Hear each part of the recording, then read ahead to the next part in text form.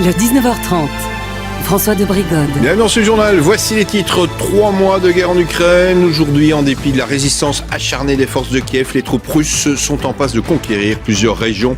On fera le point avec notre invité, notre spécialiste Julien Pomarède. Un ambulancier dans la région de Charleroi a été agressé au couteau. Des agressions contre les secouristes qui se répètent. La filière bio se développe de plus en plus dans l'agriculture wallonne et pourtant cette filière est inquiète. Trouver un code quand on est étudiant, cela devient extrêmement compliqué, les prix de location explosent. Direction le Festival de Cannes, en fin de JT, les frères Dardenne présentent leur nouveau film et on retrouvera en direct Hugues Dailly à Cannes.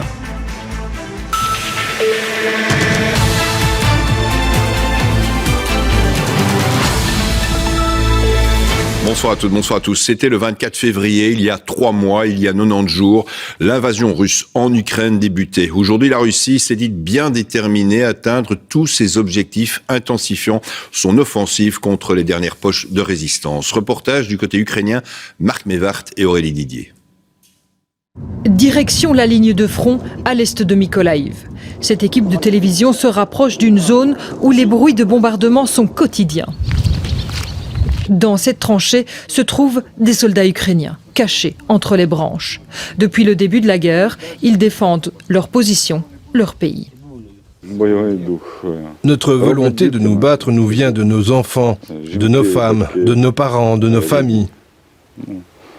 Nous sommes ici jour et nuit pour eux.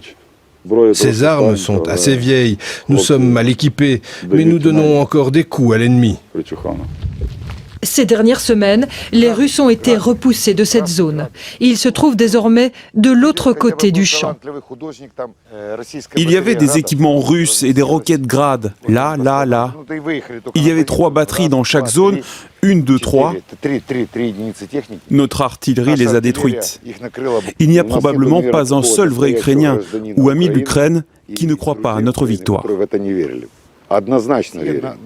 Direction le village de Zelenigay, coincé entre les positions russes et ukrainiennes.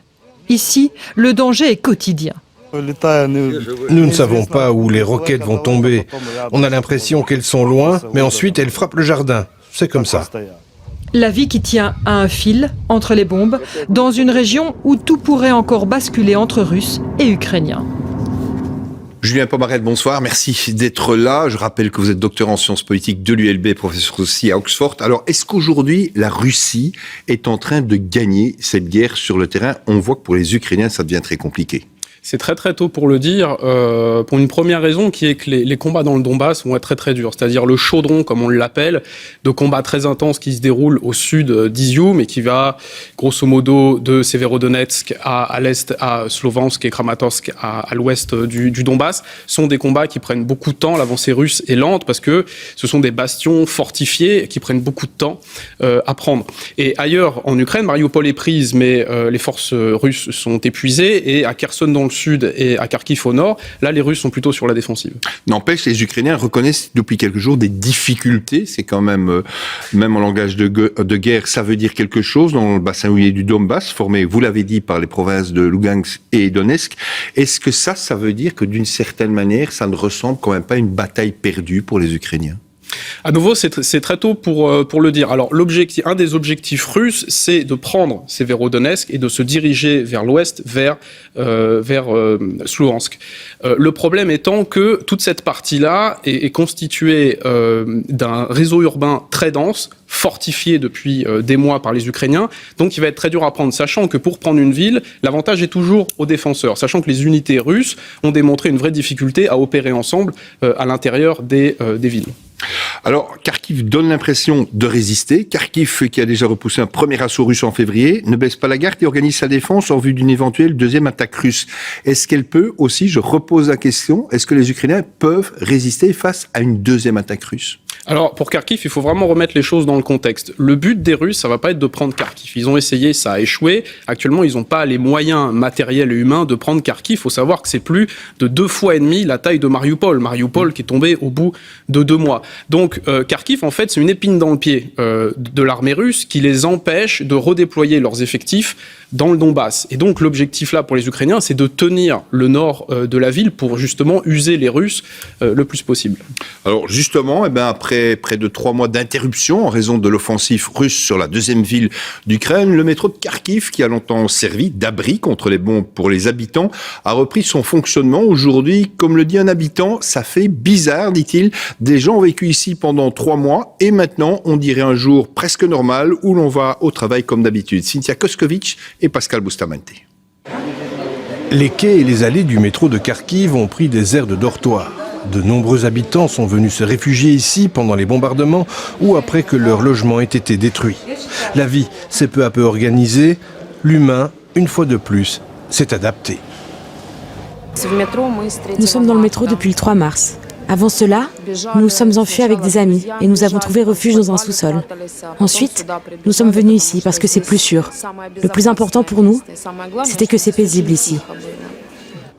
Mais une accalmie relative est revenue dans la région. Et le métro, arrêté depuis presque 3 mois, a commencé à être remis en service. Pour les habitants de Kharkiv, c'est une bonne nouvelle. Je suis très contente que le métro soit rouvert. C'est juste génial. Le métro, c'est sûr et rapide. Je rêvais de me rendre à l'université, au centre-ville en métro. Mais pour les résidents, cela signifie un nouveau déménagement. Les employés de la station de métro nous ont dit de partir et c'était aux nouvelles. Le maire Terekov a déclaré que les rames de métro fonctionneront à nouveau. Les réfugiés du métro sont inquiets. Pour la plupart d'entre eux, leur logement a été détruit et de temps en temps, des grondements se font encore entendre. Eh bien, regardez là-bas. Il y a de la fumée au-dessus de l'est de la ville. Il y a encore des bombardements. La reprise d'une vie normale pour les citoyens de Kharkiv est un signe de victoire pour l'Ukraine. Cela signifie que, comme à Kiev, l'armée russe a été repoussée suffisamment loin. Mais le sort de la guerre est changeant et celle-ci n'est pas encore terminée, loin s'en faut. Julien Pomaret, on vient de le voir, les habitants d'Ukraine, parlons un peu maintenant donc à présent des Russes. Poutine reste un homme populaire, on le sait en Russie. La population qui le conteste reste faible en nombre ou pas? Ou est-ce qu'elle grandit, cette population? Est-ce que l'opposition à Poutine grandit? Mesurer la popularité de Vladimir Poutine dans un régime qui muselle complètement la presse, c'est très compliqué à dire. Le plus objectivable, on va dire, c'est le niveau de propagande et de répression qui est absolument incroyable. Et de ce point de vue-là, la peur, effectivement, empêche les gens, dissuade les gens de manifester. Il y a de moins en moins de manifestations, elles sont de plus en plus compliquées à organiser. Et dans cette propagande, en effet, assure une forme de légitimité au pouvoir, parce que dans cette propagande, on ne parle pas des 15 000 morts russes, on ne parle pas... ce qu'on voit dans cette propagande, c'est des soldats russes qui distribuent des colis alimentaires aux Ukrainiens. Donc, on va dire, l'aspect sanglant de la guerre n'est pas là, combiné à un régime d'exception qui s'est mis en place, qui permet de faire tenir le régime et de dissuader des formes d'opposition. On l'a dit, 3 mois de guerre aujourd'hui. La question, elle va un peu de soi et je sais que la réponse est difficile. Ça peut durer encore combien de temps, cette guerre? Alors, si on parle vraiment de l'éventualité d'une prise du Donbass par l'armée russe, c'est au moins, selon les spécialistes des questions militaires, c'est au moins à la fin de l'été. Par exemple, je cite un très court exemple, la distance qui sépare Severodonetsk de Slovansk, qui est l'objectif russe, c'est plus de 100 km. Donc couvrir cette distance, s'enfoncer dans le territoire, le couvrir sur le plan de la logistique et combattre aussi, c'est un effort militaire très conséquent qui peut demander beaucoup de temps. Julien Pomaret, merci d'être venu en direct dans ce journal. Et je rappelle qu'après, le JT QR sera consacré à la situation en Ukraine. À suivre dans ce journal, la pénurie des chauffeurs de bus scolaires est telle qu'un directeur d'école s'improvise chauffeur dans la région liégeoise. Le nouveau Top Gun sort demain, affiche Tom Cruise qui est aussi un leader de la scientologie. Nous verrons où en est cette église ou cette secte en Belgique. Une bonne nouvelle pour le tennis belge à Roland-Garros, David Goffin passe le premier tour. Demain sortira le nouveau Top Gun. Tom Cruise remonte à bord de ses avions mythiques, on peut le dire. Vous l'avez vu d'ailleurs fouler le tapis rouge à Cannes il y a quelques jours. Mais l'acteur vedette d'Hollywood reste toujours un haut représentant de la scientologie. Nous avons voulu savoir où en était la scientologie chez nous en Belgique. Un reportage de Caroline Hack, Philippe Hubault et Clara Wertz. Un énorme bâtiment de 8000 mètres carrés. Ses drapeaux flottent au vent, siglés de ce mot énigmatique, scientologie. C'est une preuve physique de la présence de l'Église en Belgique. Selon sa porte-parole, elle compterait de 500 à 700 adeptes sur notre territoire. D'autres observateurs divisent ce chiffre par 10. Je vais donc commencer cet office par lire le credo de l'Église. Dans ses archives de 2015, ils sont nombreux sur les bancs de l'église. Mais aujourd'hui, dans ce bâtiment vu de l'extérieur, tout semble endormi.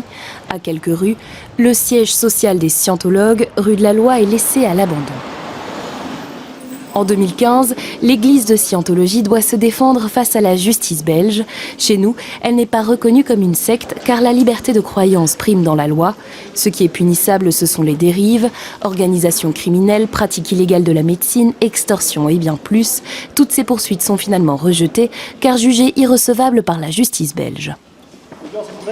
Il y a un certain nombre de procès qui sont en cours ou qui ont été menés à l'encontre de la scientologie. Souvent, ce sont des procès très longs. Et comme vous savez, dans le cadre du Conseil de l'Europe, il y a des questions de délais raisonnables. Et souvent, ces délais raisonnables sont dépassés. Et dès lors, ces contentieux n'aboutissent pas. Après ce procès, plus aucune plainte ni signalement n'a été déposé auprès de la justice. Seuls quelques prospectus sont parfois distribués, dans lesquels, bien cachés, se trouve la mention de la scientologie. L'Église semble s'étioler chez nous, mais pas à l'étranger.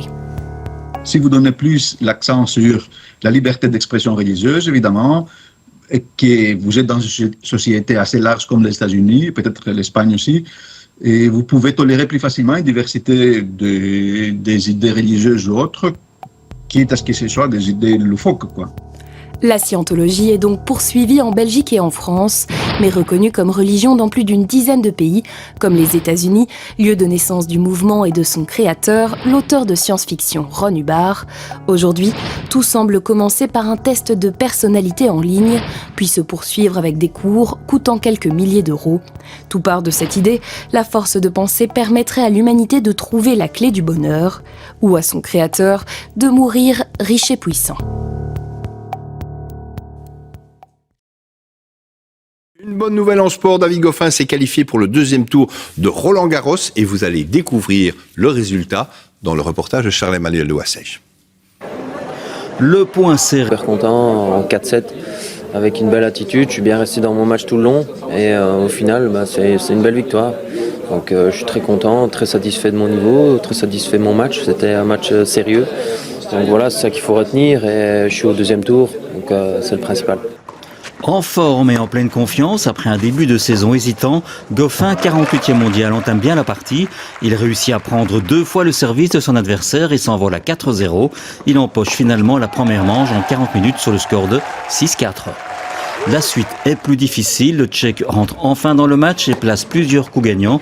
Il s'empare du service du Belge et revient une manche partout, 6-4 également.